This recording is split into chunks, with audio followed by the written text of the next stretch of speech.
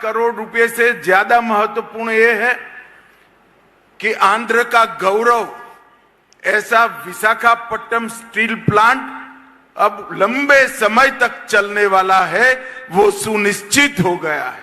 ఇక్కడ 11,000 కోట్ల రూపాయలు అనేది ప్రధానం కాదు.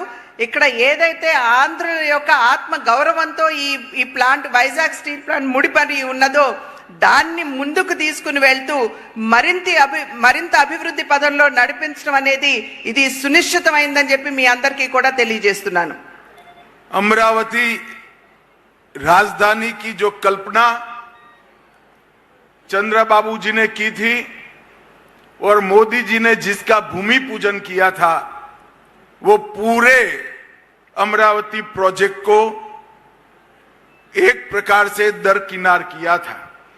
मोदी जी ने ये 6 महीने में 27,000 करोड़ रुपया अमरावती प्रोजेक्ट के लिए हुडको और वर्ल्ड बैंक के माध्यम से देकर चंद्रबाबू नायडू जी की कल्पना की राजधानी बनाने का काम स्पीड से आगे बढ़ाने का काम किया है। ఏదైతే అమరావతిని రాజధానిగా అప్పట్లో ముఖ్యమంత్రిగా ఉన్నటువంటి చంద్రబాబు నాయుడు గారు నిర్ణయం చేశారో అది గడిచిన 5 సంవత్సరాల కాలంలో దాన్ని బుట్టదాఖలు చేయడం జరిగింది.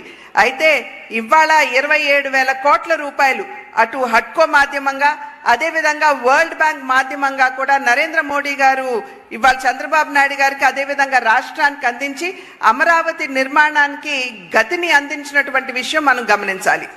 रेलवे जोन का भी फाउंडेशन स्टोन रख दिया गया है।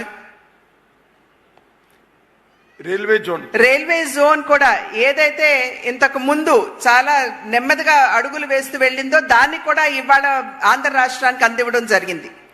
और पोलावरम जो कि लाइफ लाइन है आंध्र प्रदेश की, मैंने आज सुबह ही चर्चा की है चंद्रबाबू जी से। उनका विश्वास है 2028 तक पोलावरम का पानी पूरे आंध्र प्रदेश में पहुंचना शुरू हो जाएगा। అదే విధంగా పోలవరం ఏదైతే ఆంధ్ర రాష్ట్రానికి జీవధార అని చెప్పి మనమందరం కూడా భావిస్తామో దాని గురించి కూడా ఇవాళ ప్రొద్దున్నే చంద్రబాబు నాయుడు గారితో చర్చించడం జరిగింది. ఇవాళ వారు ఇచ్చినటువంటి అదే విధంగా ఇవాళ సభా మాధ్యమంగా ఇచ్చేటువంటి వాగ్దానం ఏమిటంటే 2028వ నాటికల్లా సంపూర్ణంగా యావత్ ఆంధ్ర రాష్ట్రానికి పోలవరం మాధ్యమంగా నీరు అందుతుందని చెప్పి తెలియజేస్తున్నాం. एम्स हॉस्पिटल भी शुरू हो चुकी है। 1600 करोड़ के खर्चे, उसका काम भी शुरू हो गया है 1600 करोड़ के खर्चे से। और विशाखापट्टनम को ग्रीन हाइड्रोजन के कैपिटल बनाने के लिए 2 लाख करोड़ के इन्वेस्टमेंट का प्लान नरेंद्र मोदी जी ने शुरू किया है।